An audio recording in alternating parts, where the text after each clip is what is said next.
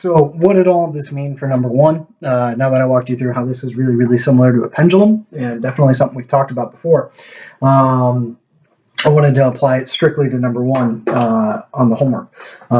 So we've got these three different positions. Position A is when the spring's a little bit stretched, and you see they provided you with the direction the force is going to be applied. It's a restoring force. It's always trying to bring it back to equilibrium, which is why your displacement vector, x, and your force always have opposite signs. Those vectors are always pointed in opposite directions. The displacement is to the right, but the force is trying to pull it back to equilibrium, which is to the left.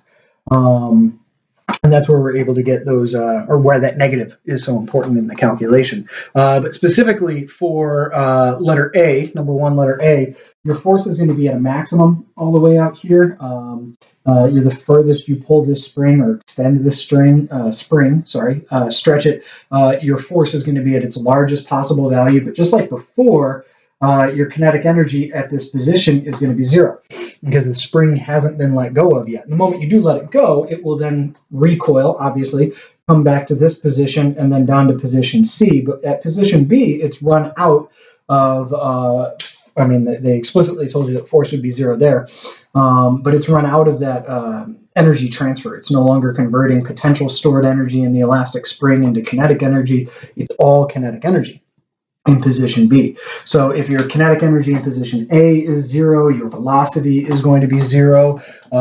Your object's acceleration, the moment you let go of this object, it will begin accelerating very, very, very quickly because your force is very, very, very large. And so Newton's second law still tells us that if the force is going to be at its largest, then your acceleration is going to be very large as well.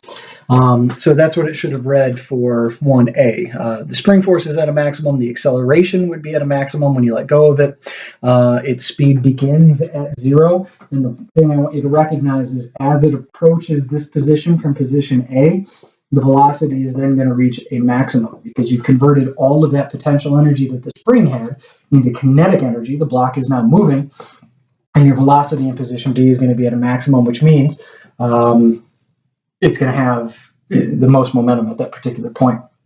So your force is going to be zero. If your force is zero, that means your acceleration is going to be zero here. It's done accelerating when it reaches that equilibrium position. It won't be speeding up anymore. In fact, as you go past equilibrium, you begin to slow down. You not only begin to slow down, but eventually you'll come to a stop, just like if you were a kid on a swing set, outside. The moment you reach that bottom position, you're done speeding up, and then you slow down as you approach the top again. And so position C and position A are actually going to have the exact same values. What I wanted you to recognize is that this is where the object will be moving its fastest.